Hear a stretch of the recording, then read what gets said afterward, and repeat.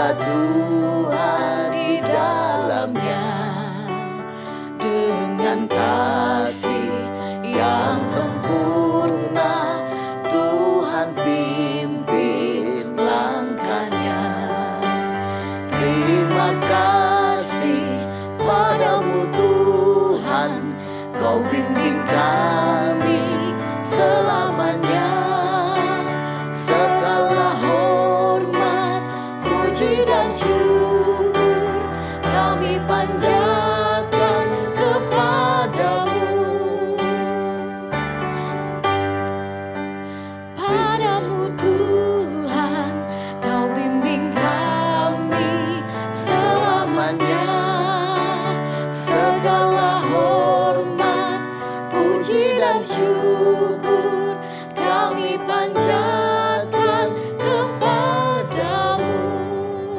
Shalom sahabat Morning Christian dikasihi Tuhan. Hari ini kita diajak mensyukuri keluarga yang kita hidupi bersama, sebuah anugerah Tuhan yang memperindah kehidupan kita. Sebab dengan ada di tengah keluarga, kita merasakan hidup, sungguh-sungguh hidup.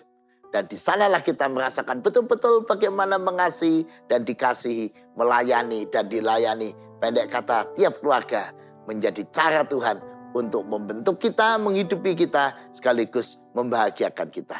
Mari kita bersama-sama berdoa.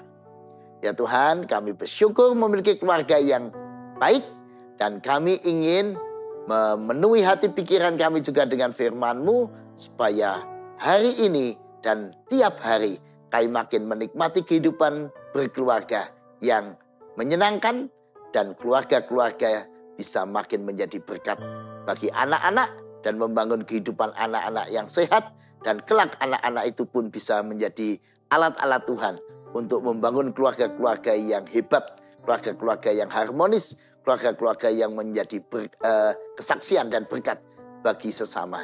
Terpujilah nama Tuhan. Amin.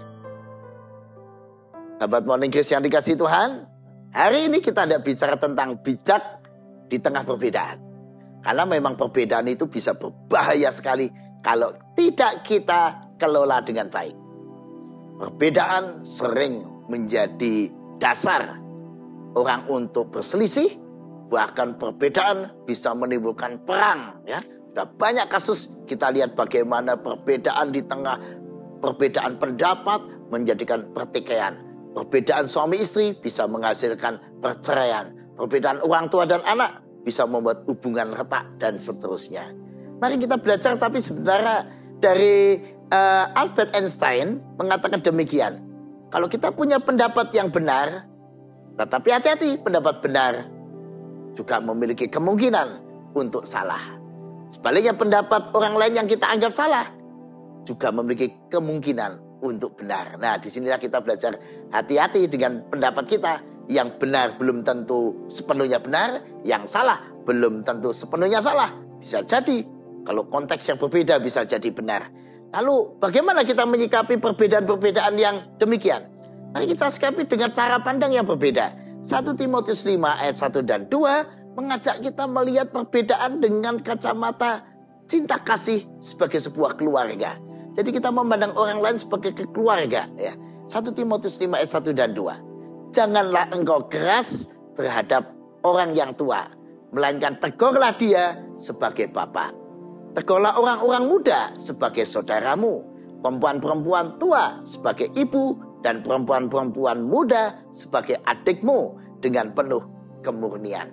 Nah, coba yang dikasihi Tuhan, kita diajak melihat orang tua sebagai bapak kita, orang yang mungkin seusia ibu kita sebagai ibu, yang lebih tua dari kita sebagai kakak, dan yang lain sebagai adik.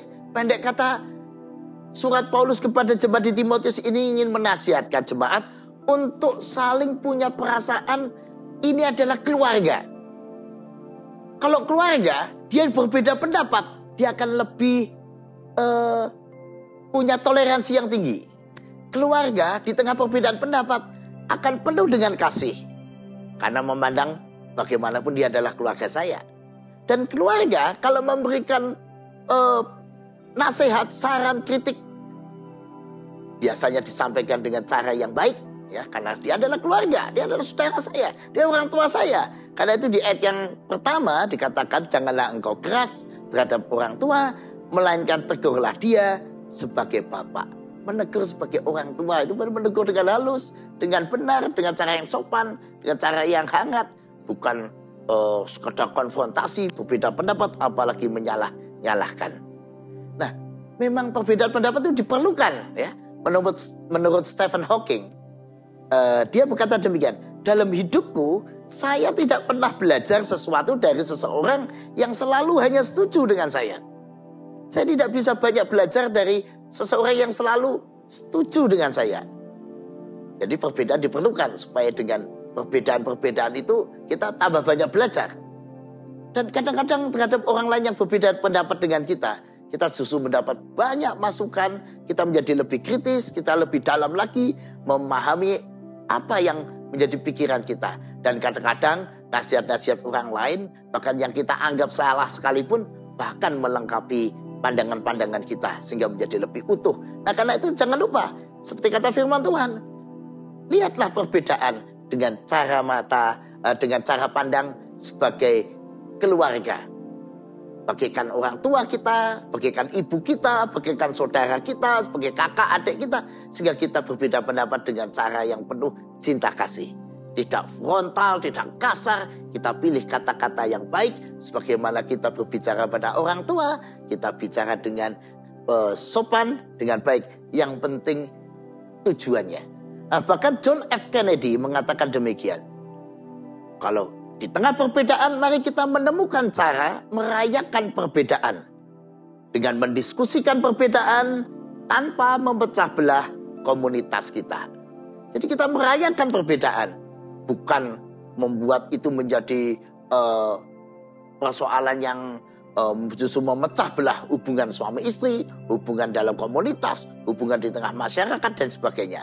Apalagi kita ini menjelang pemilu, ya, yang akan diadakan tahun 2024. Nah, di tengah persiapan pemilu, kampanye dan sebagainya, banyak orang berbeda pendapat. Tapi mari kembali, ketika berbeda pendapat, kita memandang mereka yang berbeda dengan kita sebagai saudara, sebagai orang tua, sebagai ibu, kakak, dan adik. Berbeda pendapat dengan cara yang penuh kasih. Juga dengan kehidupan kita yang begitu banyak beragam di tengah pekerjaan, di tengah masyarakat, di tengah keluarga, juga di tengah jemaat. Kita belajar berbeda dengan penuh cinta kasih, dengan tetap toleransi. Mengapa? Maka karena dengan terus demikian kita makin diperlengkapi dengan semua pendapat-pendapat orang lain. Kita akan semakin dilengkapi dengan lebih kritis, lebih mendalam dengan pendapat mereka semua. Yang kedua, di ayat yang kedua kita tadi diingatkan, supaya kita punya hati yang murni, ya, dengan penuh kemurnian, atau dengan hati yang tulus, dengan hati yang jujur, yang lebih objektif, yang tulus. Nah, dengan cara demikianlah kita berdialog, ya, dengan hati yang murni. Jangan beda pendapat tapi isinya hati yang penuh kemarahan, penuh dengan kebencian, atau memandang orang lain dengan permusuhan. Mari kita berbeda pendapat dengan cara yang arif, bijak, dengan tulus, dengan cinta, yang membuat perbedaan itu terjembatani karena sikap kita yang lunak, yang lemah lembut, dan itu akan menghasilkan perbedaan yang menjadi berkat. Dengan cara demikianlah kita merayakan perbedaan. Dan yang terakhir, mari kita jadikan perbedaan-perbedaan itu, apapun perbedaan kita dengan orang lain, untuk melayani Tuhan. Untuk pekerjaan-pekerjaan Tuhan, supaya nama Tuhan dipermuliakan. Bagaimana bisa? Karena perbedaan-perbedaan itu kalau disatukan akan saling melengkapi, saling bersinergi. Ketika saya berbeda dengan orang lain, kita masing-masing akan memiliki jalan untuk menjadi berkat dengan cara masing-masing. Karena itu kita tidak heran gereja juga bermacam-macam model, cara beribadah, dengan segala macam perbedaan antar gereja. Saya kira itu akan menjadi sesuatu yang indah, bagaikan kebun bunga dengan macam-macam bunga dan warna-warninya. Demikian juga pendapat kita dengan di tengah masyarakat, pandangan-pandangan politik orang, pandangan-pandangan orang dalam memandang sesuatu, beragam pandangan itu membuat indahnya kehidupan. Seperti bunga-bunga di padang dengan rangkaian macam-macam jenis, macam bunga warna-warni, membuat indah kehidupan. Biarkan perbedaan itu tetap ada, tetapi mari tiap kita memilih yang terbaik sesuai dengan hati kita, dan tentu saja mari kita terus hidup dalam sabda Tuhan di tengah perbedaan. Tuhan memberkati. Mari kita berdoa. Ya Tuhan, kami bersyukur bahwa kami berbeda dengan orang lain, dan ajar kami tetap memilih yang terbaik sesuai firman-Mu, supaya dengan menjalaninya sesuai firman itu, kami justru bisa memperkaya kehidupan dengan segala hal yang terbaik yang bisa kami berikan buat dunia. Kami bersyukur kami memiliki keluarga di tengah dunia ini, yaitu semua orang di sekeliling kami. Kami hendak memandang mereka sebagai orang tua, sebagai bapak, ibu, kakak, dan adik kami. Biarlah dengan demikian hidup kami semakin indah, walaupun kami banyak berbeda dengan orang lain. Terima kasih Tuhan, di dalam nama Yesus kami mau merayakan kehidupan kami dengan orang sekeliling kami. Amin. Sahabat Moneges, mari kita bangun kehidupan kita sebagai keluarga yang selalu indah, yang selalu saling pengertian satu sama lain. Amin.